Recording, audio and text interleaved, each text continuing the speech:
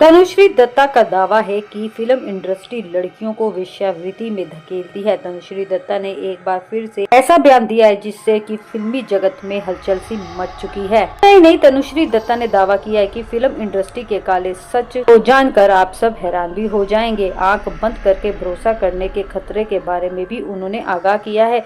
उन्होंने उभरते कलाकारों को छल कपट, शोषण और मौके का वादा करने वाले लोगों के बारे में बताया है। आपको बता दें कि हाल ही में मेरी सहेली के साथ एक पॉडकास्ट बातचीत में तनुश्री ने कहा है कि कई नई कलाकारों को पहले तारीफ और वादों का लालच दिया जाता है, फिर उन्हें मुश्किल परिस्थितियों में फंसा दिया जाता है। उन्होंने कहा कि हैंडसम है, ब्यूटी है, तभी तो किसी ने उनको चढ़ा दिया। प्रतिभा है या नहीं है ये नहीं जानते, तो कोई ना कोई तारीफ देने वाला मिल ही जाता है। आप तो हीरोइन बनेंगे, आप तो हैं बनने लायक, आप तो ये बनेंगे। तनुश्री दत्ता ने कहा कि माता पिता बच्चों अजनबियों से सावधान रहने की जो सलाह देते हैं वह बड़े होकर ऐसा नहीं करते हैं। उन्होंने कहा कि माता पिता ने बचपन में क्या सिखाया, अजनबियों के साथ नहीं जाना। अगर कोई चॉकलेट दिखाए तो क्या आप उसके साथ चले जाएंगे? ये चॉकलेट नहीं होती है, ये अलग तरह का चॉकलेट होता है। लोग आपकी महत्वाकांक्षा, आशाओं और इच्छाओं का इस्तेमाल करते हैं और उनसे खेलते हैं। ये अलग तरह का चॉकलेट होता है। लोग आपकी महत्वाकांक्षाओं, आशाओं और इच्छाओं का इस्तेमाल करते हैं और आपसे खेलते हैं। तनुश्री ने कहा कि ऐसे मुद्दे पर खोलकर बोलने का ये भी कारण है कि युवा एक्टर्स को चेतावनी देना जो अपने सपनों का पीछा करते हुए इंडस्ट्री में आ जाते हैं। इस तरह के शोषण के गंभीर परिणामों के बारे में बोलते हुए